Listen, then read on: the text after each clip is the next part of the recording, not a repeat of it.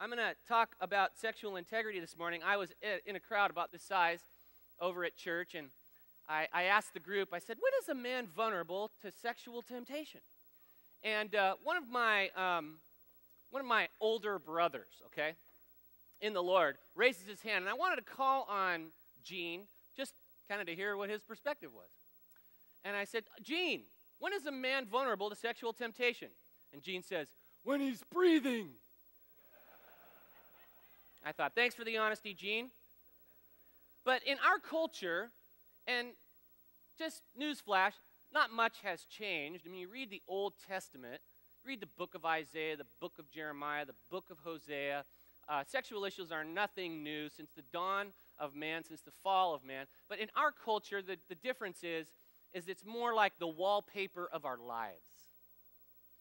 You know, there's a multi-billion-dollar media organization out there combining with the world to kind of pump this onto every billboard, every pop-up, so it's kind of like the wallpaper of our lives, and that has, when you're constantly bombarded with this stuff, you know, it has an impact.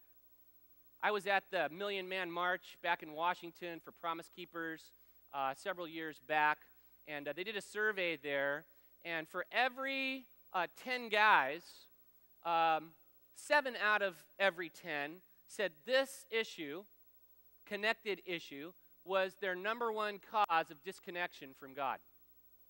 At our men's retreat at Saddleback, I was addressing a group of about this size, about 600, 600, and I had them fill out an anonymous survey on the Friday of the retreat, and I said, hey, we're going to talk about being connected to God. We're going to look at John chapter 15, the story of the vine and the branches. Jesus is the vine, we're the branches, and we need to stay connected to him. What is the one thing in your life that habitually, continually, or fatally causes disconnection with you and your relationship with God? And I expected to get some sex stuff in there, some lust, some porn, some fantasy, but I didn't expect over 90%. 90%.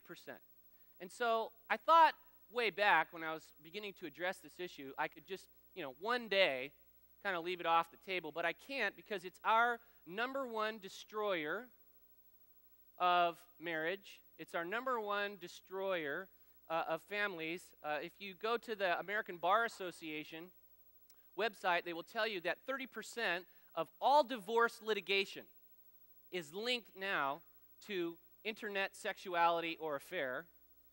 Every day on your calendar, just know this, 250 new porn sites pop up on the World Wide Web every day. Every day. Boom. Why? Because there's a market. Who's the market? Well, 95% of the market is you and me. I was reading one of my favorite magazines, Fast Company. I was on the plane, and I'm kind of looking through it, reading some articles, and I see this ad, and it's this woman, and I'm like, is it a picture? Is it a cartoon? And she's in a red lingerie, and she's got horns on her head, and she's got a pitchfork, and on the bottom, all it says is curious, and then it has a web address. And I thought, who is the marketing mastermind?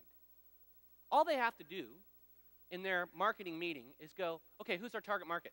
Men. Okay, what do we need to do? Well, we need to put a lady in lingerie in a devil's outfit, with cleavage, and put a web address, and we will be millionaires.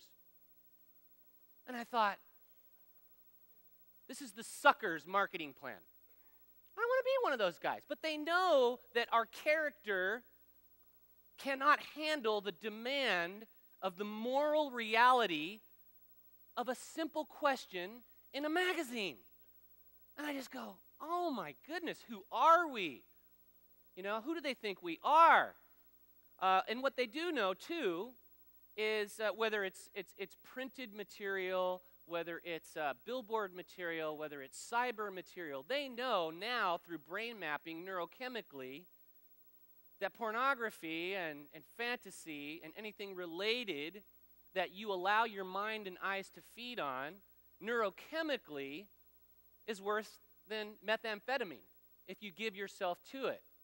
Pornography triggers chemicals in your brain. It blocks dopamine receptors, so the dopamine can't recycle back into the receptor, and then you have to continuously, it creates this pharmacological need to then graduate to the next level, and that's just how powerful your mind